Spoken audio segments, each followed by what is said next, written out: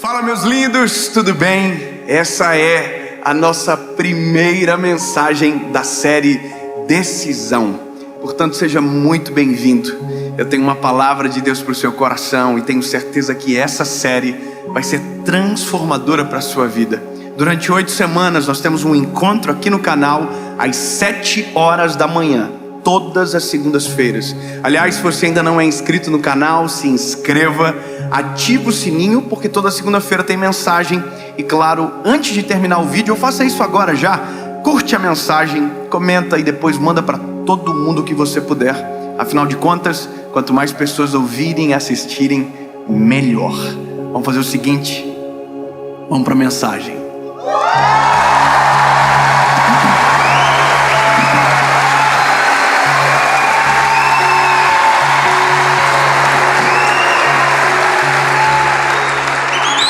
Parece que foi ensaiado aqui.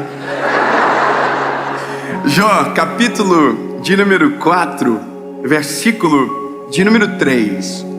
Esse texto vai nortear a nossa caminhada sobre um sentimento, uma palavra que sufoca muita gente, que já me sufocou durante um tempo, e que se a gente não cuidar, vira recorrente na nossa história. Nos aprisiona, cega os nossos olhos, que é a palavra desânimo, que é muito mais do que uma palavra, é uma sensação que nos rouba a fé, a esperança e tira o brilho dos nossos olhos. O texto é de Jó 4, é o capítulo, versículo é o 3, diz o seguinte: eis que instruístes a muitos e fortalecestes as mãos fracas. Tuas palavras seguraram o que estava caindo, e tu fortalecestes os joelhos debilitados. Mas agora isso vem sobre ti e te enfraqueces. Ela toca em ti e te perturbas. Não é este o teu temor, a tua confiança, a tua esperança, ou a retidão dos teus caminhos? Sabe, quem está ouvindo isso é Jó. Jó está ouvindo isso de um amigo dele. O amigo se chama Elifaz, ou Elifaz, não sei. Só sei que é esse amigo que está olhando para Jó, depois de todo o cenário de calamidade da vida dele, dizendo: peraí, você, pelo que eu me lembro, tinha palavra para todo mundo. Quando alguém estava caído, você tinha palavra para que aquelas pessoas se levantassem. Quando aquelas pessoas estavam tristes, você trazia o ânimo. E agora que você está caído, as tuas palavras não servem para você? Eu não sei como vocês entendem isso, mas já parou para observar que tem coisas que a gente só acredita com os outros? Tem coisas que a gente só acredita para alguém, mas não sobre nós. Que existem palavras que a gente é profissional em dizer sobre a vida dos outros, mas que quando chega na nossa vez de crer, na nossa vez de viver, a gente não consegue acreditar de verdade. Ou seja, me parece que às vezes a nossa fé só é funcional quando é o outro que está por problemas, mas quando é na nossa vez, tudo que nós cremos, a gente esquece. E é sobre isso. É sobre um sentimento que rouba a fé, que rouba toda a nossa pregação. E isso é muito perigoso, porque pregamos lindamente, mas quando é na nossa vez, nenhuma palavra pregada serve para nós. E é isso que eu me deparo nessa história, e que de verdade, de maneira humilde, reconheço que já me deparei na minha vida também. No dia que nenhuma das palavras que eu havia pregado serviriam para mim. De tudo aquilo que eu cria para aquele momento, parece que não era para mim, mesmo sendo completamente direcionado para o meu coração. Jó teve perdas irreparáveis. Se você olhar a história de Jó, você agradece a Deus pela sua vida. Você pode estar na pior situação da vida, do mundo, mas se você ler a história de Jó, você vai dizer: meu Deus do céu. Jó perdeu os filhos, perdeu todos os bens, todos os seus servos. Jó perdeu tudo. Quando Jó tem todas essas perdas, Jó só não fez uma coisa: Jó não blasfemou contra Deus, mas Jó blasfemou contra a vida dele. Jó desejou morrer, Jó teve sentimentos dessa maneira, porque as dores foram muito agudas. A dor foi extremamente aguda. Agora, o interessante é que no meio de todo esse cenário de dor, existe um homem justo, existe um homem bom. Tanto é que tudo isso aconteceu com ele porque Deus permitiu, porque ele era bom. Aí é uma confusão tão grande que eu não vou saber explicar. Porque na nossa cabeça, se nós somos bons, tudo de bom tem que acontecer com a gente. Mas não é assim que a banda toca. Bons sofrem, porque na verdade, desculpe, mas nem bons somos. A gente pensa que somos, mas não somos. Tá vendo essa pessoa perto de você aí? Ela é ruim.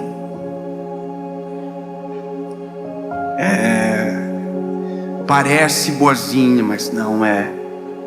A nossa natureza, ela é ruim. Sem Jesus, meu Deus do céu, Jesus é o que vem, aplaca essa nossa maldade que carregamos, equilibram as coisas. É só Jesus que pode fazer. Aliás, é só Jesus que tem interesse por nós. É só Jesus. Então, quando eu olho para um cenário como o de Jó, eu olho para a história, para o desânimo, para a batalha, para a luta. De verdade, eu confesso que se fosse a gente não ia saber muito o que dizer. Confessa, como que eu chego para uma pessoa que perdeu tudo e digo: olha, eu até nem sei o que eu vim fazer aqui.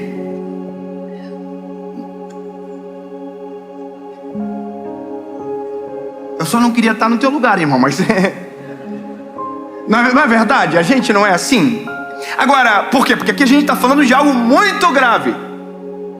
Mas quando a gente olha a história completa, eu sei a história completa. A história completa é: Deus restituiu tudo o que Jó perdeu. Jó viu os filhos até a 4ª geração, e aí descansou no Senhor. Jó teve tudo restituído: os bens, os servos, as propriedades, os filhos, tudo em dobro. Deus deu, Deus retribuiu. Agora, a gente consegue olhar assim porque a gente conhece a história toda. Agora, Jó não sabia disso que ia acontecer.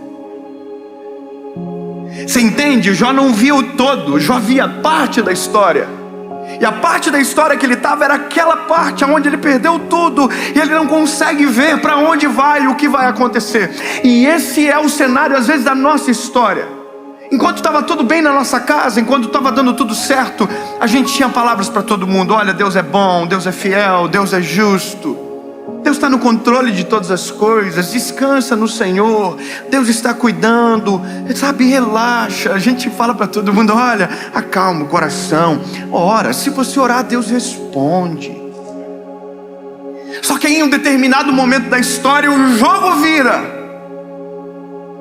E eu chamo isso de dia mau, de vale. E a primeira coisa que a gente precisa ter a ciência e a noção é que sim, a vida é feita de montanhas e de vales. E que um dia estamos na montanha e talvez no outro dia estejamos em algum vale. Mas o vale não é um lugar para morar, o vale é um lugar para passar. Deserto não é um lugar para morar, deserto é um lugar para passar.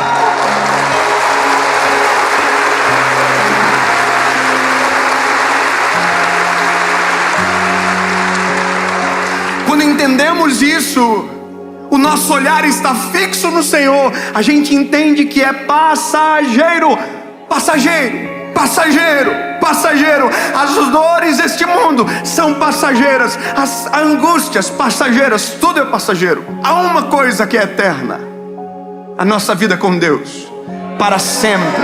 Isso é eterno. O problema é o dia mau. O dia mau é o problema, porque quando nós chegamos, tudo que vivemos antes, todas as bênçãos, todas as provisões, todos os milagres podem ser esquecidos numa fração de segundos. E é nesse momento que Jó está sentado ao chão, eu imagino lá muriando-se, quando um amigo olha para ele e diz a verdade: irmão, peraí, não estou te entendendo. Quer dizer que quando era com os outros você tinha palavra, e agora que é com você, você está aí caído. É como se esse amigo tivesse pegando Jó pelos ombros e falasse assim: ó, acorda, rapaz. Você crê em um Deus que pode todas as coisas. Você crê num Deus que faz milagres extraordinários. Você crê num Deus que pode restaurar tudo aquilo que se perdeu. Entende? Deus pode tudo, Deus faz tudo. E aí a Bíblia conta a passagem completa de Jó. A história continua. Eu chamo isso de imagem completa. Imagem completa porque às vezes nós olhamos a vida assim, coladinhos na parede, e não conseguimos ver o todo. A gente não consegue ver a razão do porquê estamos vivendo o que estamos vivendo, sabe?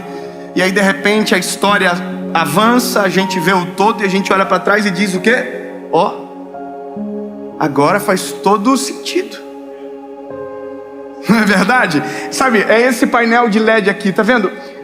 Você vê uma imagem bonita aí de longe, mas eu que estou um pouquinho mais perto, eu consigo enxergar pixels dessa imagem. E se eu chegar bem mais perto, eu não vejo nada, eu só vejo pixel. A vida, nosso olhar sobre ela é um pixel da história. Nós olhamos para a vida e vemos uma fração de alguma coisa que pensamos que é tão longa. Não. A vida é um todo, e o único que consegue ver o todo é o Senhor. A gente às vezes não vê o todo sobre amanhã, mas já conseguimos ver o todo sobre um ano atrás, sim ou não? A gente consegue olhar um ano atrás do que vivemos e agora conseguimos olhar por que colhemos, por que vivemos daquela maneira. Por quê? Porque agora a gente consegue ver o todo. Então, da mesma maneira que você consegue ver o todo de um ano atrás, eu quero declarar sobre você que daqui a um mês, 2 meses ou 2 dias, você vai olhar para tudo aquilo que passou e vai dizer: agora eu entendo, agora eu compreendo. E aí você vai dizer: show, desânimo, vai embora, porque agora eu lembrei quem tenho crido, quem é o meu Deus, quem é o meu socorro bem presente no dia da angústia. Vai para lá.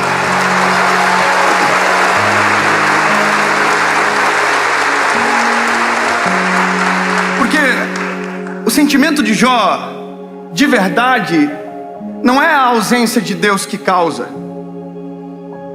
Esse sentimento em Jó não é a ausência de Deus, não, é o acréscimo de um sentimento: desânimo.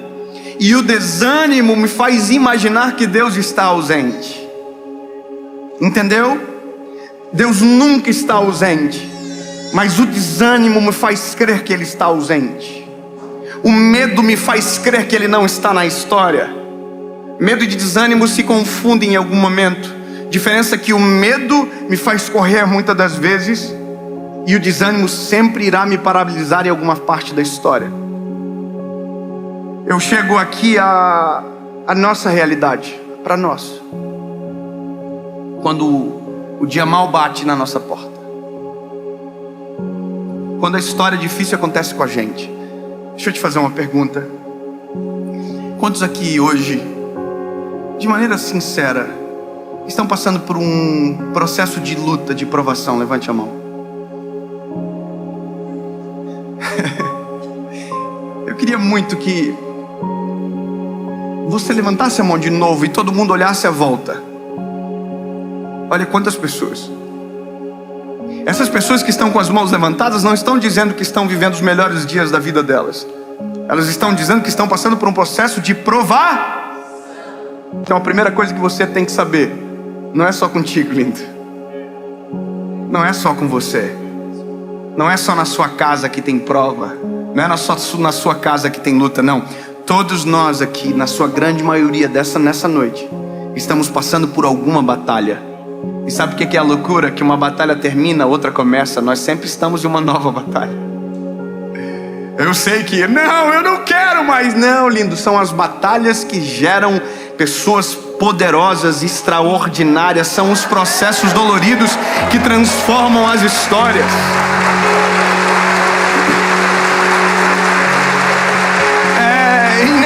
Do ser humano.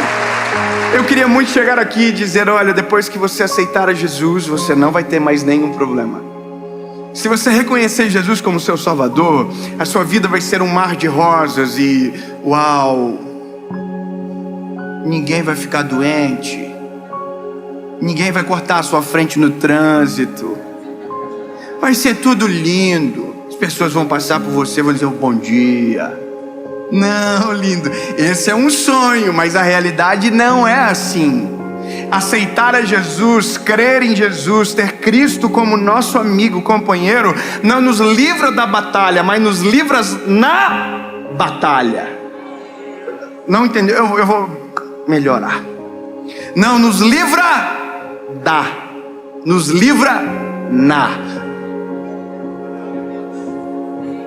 Peraí, como assim?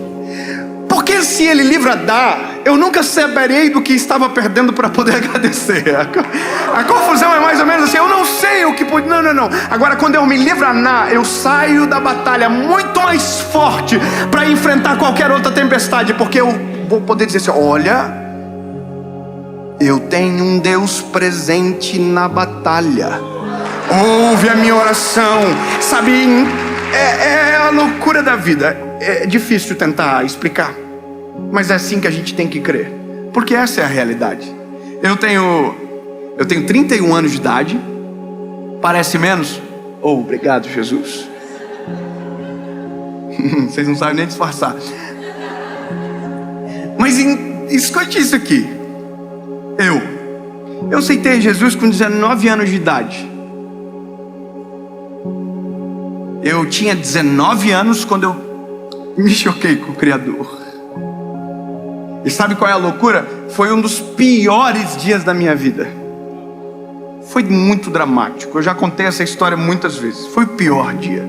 Mas ao mesmo tempo que foi o pior dia, também foi o melhor dia.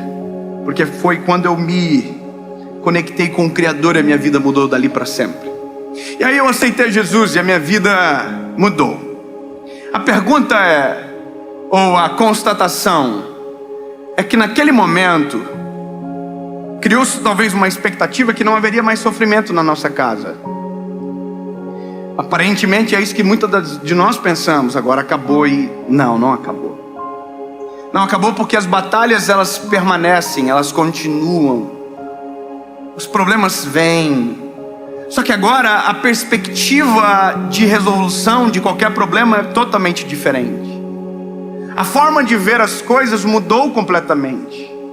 Agora a gente vai ter uma filha, a Serena, vai nascer agora.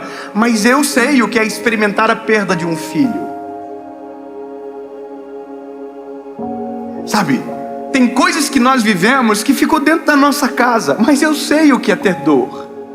E todos nós aqui sabemos. Agora a única coisa que nós não podemos deixar acontecer é sermos paralisados pelo desânimo para roubar a nossa fé. Porque o desanimado, meu lindo, ele é extremamente perigoso. Sabe por que ele é perigoso? Porque ele pode dar um fim naquilo que era apenas o começo. O desanimado, ele pode perder a fé naquilo que Deus estava prestes a agir. Ele pode abandonar tudo, sendo que estava prestes a ser transformado. Porque de repente a gente diz: oh, porque tudo isso acontece só comigo? Você já viu, não é só com você, é com muita gente. Então o desânimo precisa ser vencido. O desânimo precisa ser mandado embora. E eu ouvi uma expressão que marcou o meu coração. O desânimo é como uma areia movediça. Você já viu aqueles filmes que aparecem um cenário de areia movediça? A pessoa pisa e ela começa a afundar. Você já viu isso, sim ou não? E aí ela vai afundando, e ela sozinha não consegue sair daquele lugar. Você ouviu o que eu acabei de dizer? Sozinho, o desanimado não consegue sair daquele lugar. Eu estou querendo dizer alguma coisa aqui, não sei se você percebeu. O desanimado sempre vai precisar de alguém animado perto. A gente sempre vai precisar de alguém que permaneça com fé à nossa volta. A gente sempre vai precisar de um Elifaz que vai olhar pra gente e vai dizer: ei, quer dizer que quando era pros outros servia, e agora que é com você não serve mais. A gente sempre vai precisar de alguém cheio do Espírito Santo à nossa volta, que vai olhar pra nós, vai perceber o desânimo, vai perceber o semblante caído e vai dizer: o que está acontecendo? Qual é o teu problema? Levanta a cabeça.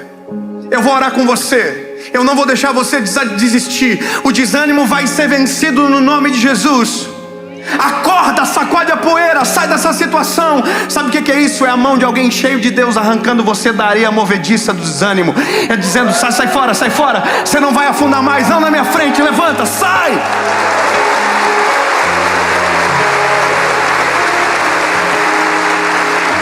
E eu aumento o termo. É por isso que a igreja é importante. Porque a igreja é um ambiente onde pessoas estão olhando para as pessoas. E se tiver alguém na areia movediça, aqui dentro não vai afundar. É por isso que precisamos de andar com pessoas cheias de Deus à nossa volta. Precisamos de homens, de mulheres de Deus caminhando com a gente. Então, meu lindo, eu não sei qual é a sua situação.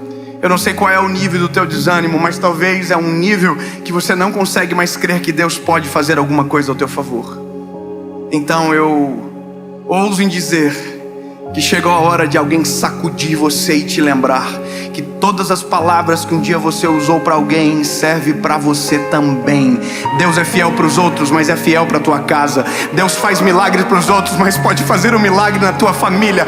Todas as palavras que você declarou sobre a vida dos outros também servem sobre você. Todos os conselhos que você deu a alguém também é para sua casa, para sua família, para sua história. Então sacode a poeira, sai desse negócio de tentar. Não reclama, chega, deu. E vai viver aquilo que Deus tem para você. Vai viver a restauração que Deus tem. Vai viver o milagre que Deus tem. Jó tinha tudo para desistir. Mas uma das coisas que Jó diz me impacta. Ele viu toda a dor, tudo. Mas no meio da dor, ele viu Deus agir. No meio da dor ele viu Deus colocar as mãos. E aí a história termina quando Jó declara: antes eu só te conhecia, te ouvi falar. Agora, porém, os meus olhos te veem. Sabe, tudo que era teoria agora é prática. Agora os meus olhos te veem. Eu quero declarar sobre você que no final dessa provação, quando você sacudir a poeira, que você acordar desse desânimo, você vai poder dizer exatamente o que Jó falou: antes eu só conhecia de Deus a partir de ouvir falar, mas agora os meus olhos podem ver.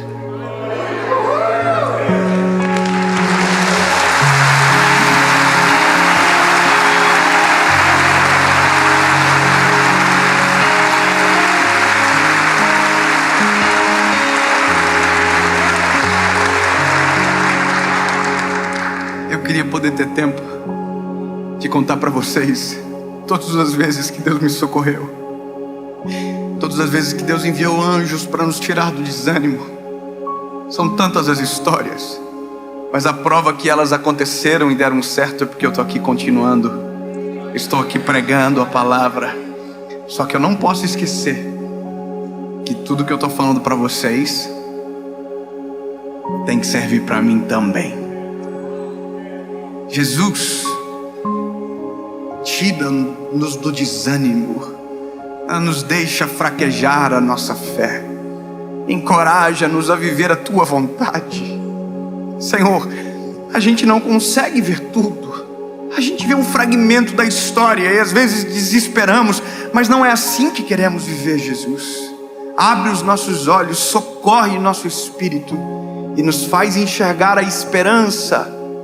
Em nome de Jesus, que agora, Senhor, dentro dos lares, onde tiver alguém assistindo, que seja socorrido pela Tua presença, e que o brilho nos olhos volte, e que uma luz no fim do túnel apareça, em nome de Jesus, amém.